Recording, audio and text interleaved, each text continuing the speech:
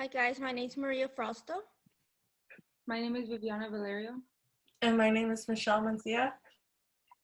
and our topic is professional learning community. So what is professional learning community? It focuses on learning rather than teaching. We work by collaboration and you hold yourself accountable for the results while the teachers do. And then they make sure students actually learn what they are being taught. And there are three main ideas to this topic. So the big idea number one is ensuring that students learn. So they ensure that students are not only taught, but they actually learn the topic. And it's learning for all, should be taken literally by teachers. And staff should communicate with each other on common ground. Three questions to keep in mind while doing PLC is, what do we want each student to learn? How will we know when each student has learned it? How will we respond when a student experiences difficulty in learning? This is like what separates traditional schools to learning communities.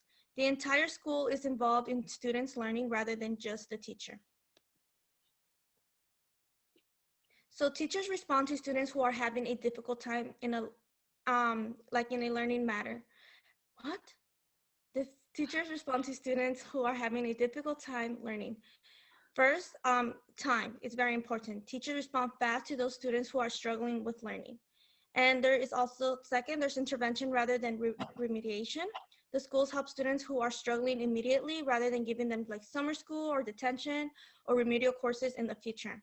And it's directive. Students are required to get extra help instead of asking them if they want to receive it. So for example, there's Stevenson High School in Illinois. Students get a progress report every 3 weeks. If they are not doing well, they are giving immediate intervention so they can get the extra help. Other students who are passing the class can help them by tutoring. Also, the counselors get involved and check on students who are not doing well. They check up on students weekly to make sure that they are learning and they're not falling behind. If students are still having a difficult time, they are sent to study hall with 10 students or less. Students, parents, counselor, and the classroom teacher have a meeting to clarify what each individual is doing to help the students succeed. They also sign a contract to make sure this actually happens. This school has over 4,000 students, and each struggling student has been able to receive the extra help and succeed. The next big idea is a culture of collaboration. The idea behind culture of collaboration is that professional learning communities recognize the need to collaborate in order to achieve learning for all. However, many teachers still prefer to work in isolation, which is a reason why PLC communities has not been effective. In order for PLC to be effective, schools, teachers, and staff must work in teams. They must manage in an ongoing cycle of questions that promote deep team learning, which in result will lead to higher levels of student achievement, I'm sorry. An example of collaborating for school improvement in action and successfully working is at Bones, Boons Mill Elementary, which is a K through 5 elementary school serving 400 students. At this elementary school, all 5 third grade teachers work together to study and identify essential knowledge and skills that all students should learn in upcoming units. In addition, 4th grade teachers are asked for their input on what they hope 3rd graders achieve by the time they leave 3rd grade. Following the information, 3rd grade teams agree on the outcomes for each student during their unit. Teachers set standards for each skill or concept that each student must achieve to be proficient. They agree on criteria that will help them judge the quality of students' work, and finally decide how to administer assessments. They also discuss how they can build on the strengths and address the weaknesses of students' learning. Additionally, they use formative assessments. They ask the questions, are students learning what they need to learn? Instead of summative assessments, which asks the questions of which students learned what was intended and which student did not. Also, collaborative conversation is effective because it gives every teacher someone to turn and talk to by making goals, strategies, concerns, and much more public. And in order for this to work, for meaningful collaboration to be successful, schools must ensure that everyone belongs to a team that focuses on student learning, not just teaching. Schools must also stop pretending that teachers presented with state standards or curriculum guides will result in students having access to common curriculum. Lastly, conversations must move from what are we expected to teach to how will we know when each student has learned. Failure to collaborate is not an excuse. Big idea number 3 is a focus on results. Professional learning communities judge their effectiveness on the basis of results. Every teacher team participates in an ongoing process of identifying the current level of student achievement, establishing a goal to improve the current level, working together to achieve that goal, and providing periodic evidence of progress. The results-oriented professional learning community not only welcomes data, but also turns it into useful and relevant information for staff.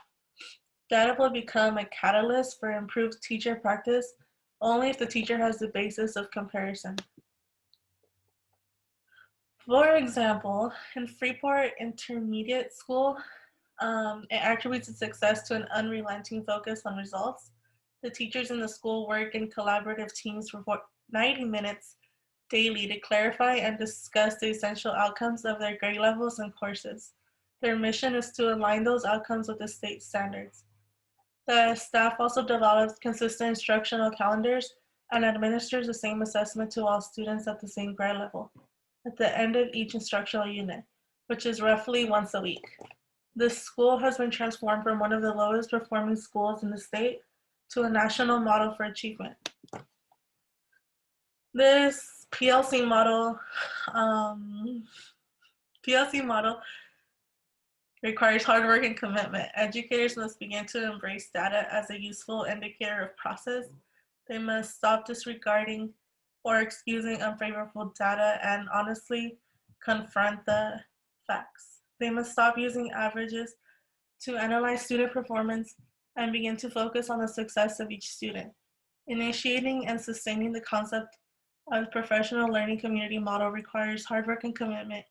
It requires the school staff to focus on learning rather than on teaching, work collaboratively, and hold itself accountable for the kind of results that fuel continual improvement. The rise or fall of the PLC relies on the commitment and persistence of the educators within it. So in summary, when everyone is involved with the students' learning, they tend to be more successful. The best hope for improving schools is to focus on developing the capacity of people within the school. The biggest obstacle for schools is becoming a professional learning community is overcoming traditional ideas. For example, hiring heroic individual teachers. There are over 150 schools using the PLC model. Sanger School Districts was one of the first districts to go into program improvement. And the program believes in no blaming the kid. Instead, what can we as educators do? And that's it.